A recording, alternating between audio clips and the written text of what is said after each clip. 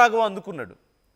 నేను సారీ చెప్తున్నాను, నేను గనక ఇదిగో వినాయకుడి సాక్షిగా నేను సారీ చెప్తున్నాను, నేను మనస్ఫూర్తిగా చెప్పకపోతే నా తప్పేదైనా ఉంటే నేను రక్తం కక్కుకొని పోతాను.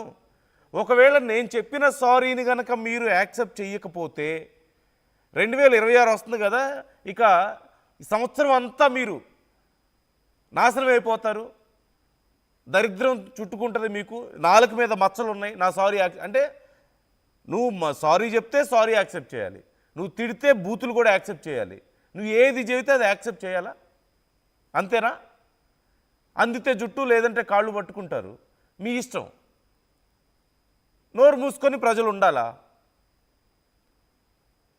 కనీసం మాట్లాడే ముందు బేసిక్గా కొంచెమైనా ఆలోచించాలి కదా.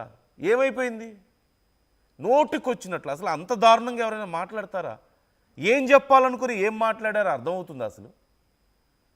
నిజంగా ఏదన్నా మంచి చెప్పాలనుకుంటే గతంలో కూడా చాలాసార్లు భారతీయులను ఉద్దేశించి చైనా వాళ్ళు గొప్ప, థాయిలాండ్ వాళ్ళు గొప్ప, మన దేశంలో ఉన్న వాళ్ళందరూ దరిద్రులు, మన యూత్ అందరూ పనికి మాలిన వాళ్ళు, పనులు మానేసి తిరుగుతున్నారు, వేస్ట్ అని చెప్పి గతంలో చాలాసార్లు మాట్లాడాడు.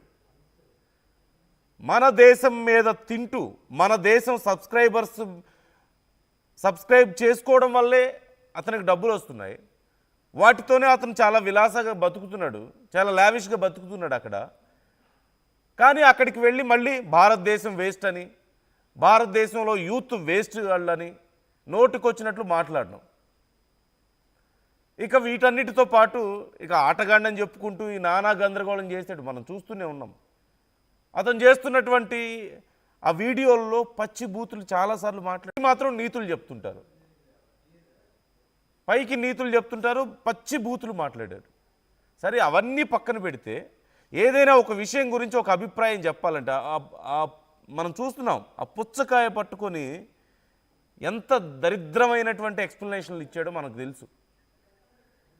మరోపక్క గరికపాటి గారిని ఉద్దేశిస్తూ, శివాజీని ఉద్దేశిస్తూ, సరే శివాజీ తప్పు మాట్లాడా రైట్ మాట్లాడా అనేది పక్కన పెడదాం, అది డిస్కషన్ పాయింట్ అంతే. ఎవరి అభిప్రాయాలు వాళ్ళకు ఉంటాయి, అభిప్రాయాలు వ్యక్తం చేసే